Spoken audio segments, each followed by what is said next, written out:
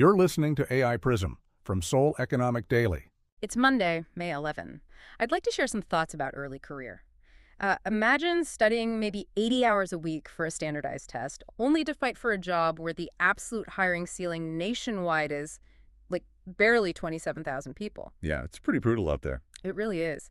So when you look at the labor market for professionals, 1 to 3 years in, it's basically fracturing into three drastically different survival lanes right now. Right, you've got this desperate rush for public sector stability and exodus from private sector manufacturing, and then the sudden government-backed startup track. Exactly. And we're doing a deep dive into these three lanes today to understand, well, what's actually shifting beneath our feet.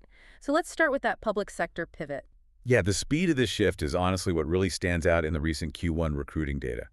I mean, about 24.1% of job seekers are now exclusively targeting public institutions. Wow, 24.1%. That's a huge chunk. It is. In the Korean context, roles at Gungi-yup and Gungungi-gwan, which are basically these public corporations and government-affiliated institutions, they represent the absolute pinnacle of job security. Right. It's kind of like treating your career as a safe haven asset during a market crash, Like, the numbers we're seeing are wild. Prep for the NCS, which is the grueling standardized test required for these roles, it actually quadrupled in just 1 year. Oh, wow. Yeah, 4 times the applicants. Exactly. But wait, treating the public sector like a gold standard is, well, it's flawed, isn't it? Because you can't just print more of these jobs. Exactly, yeah.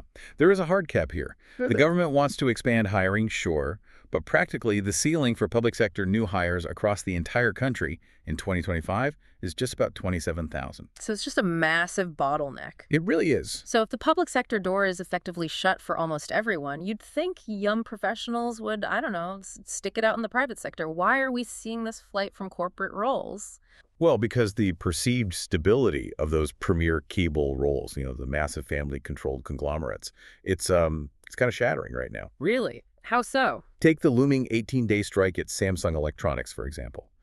The sheer risk of that disruption led Citigroup to cut Samsung's target price from 320,000 won, which is roughly $230 down to 300,000 won, or about $215.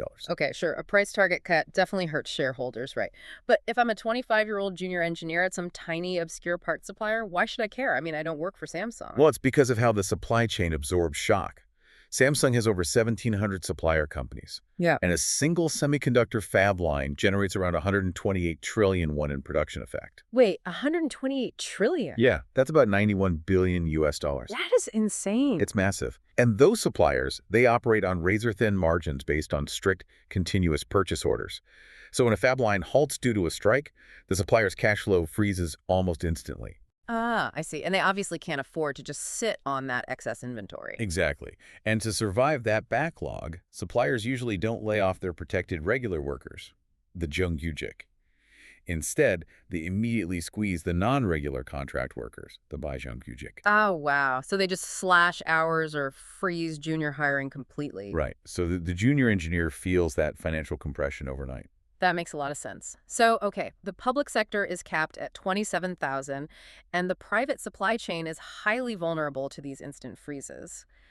Young professionals are essentially being forced to, well, build their own doors. Yeah, they are. Is that why we're seeing this sudden government push to fund startups? Precisely, yeah. The Ministry of SMEs and Startups is heavily paving a third lane to absorb this stranded talent. They actually just selected the first 130 founders for their Everyone Startup competition. Okay, what is that exactly? It's essentially a national audition designed to de-risk leaving the traditional corporate path. Oh, that's super interesting. And looking at the data for that, it completely shatters the stereotype of who a startup founder is, doesn't it? Totally. I mean, 72.3% of these applicants are actually coming from outside of Seoul. You just don't have to be in the capital to launch a tech startup anymore. Right. And significantly, about a third of them are integrating AI directly into their core business models? Yeah, about 33.8% actually. Like that team from Hannam University. They're using vehicle data to build sinkhole detection technology. It's just incredibly practical. It really is. And I think the big takeaway here is that high wages at a major firm simply don't guarantee implicit job security anymore. Right. The landscape has just changed. Absolutely. As we head into 2026, true career safety comes from diversifying your skills so you aren't utterly dependent on a single conglomerate's supply chain or, a single downstream customer. That is a great point. It leaves you wondering, though, if a third of these new government-backed startups are aggressively building AI tools, how long will it be before AI starts automating away those safe haven public sector administration jobs everyone is currently fighting for? Yeah, that's a whole other deep dive right there. That's today's AI Prism Early Career. This episode was produced with AI assistance based on Seoul Economic Daily reporting and reviewed by a human editor. AI Prism is a Juan Ifra award-winning series. We'll be back tomorrow. You've been listening to AI Prism from Seoul Economic Daily.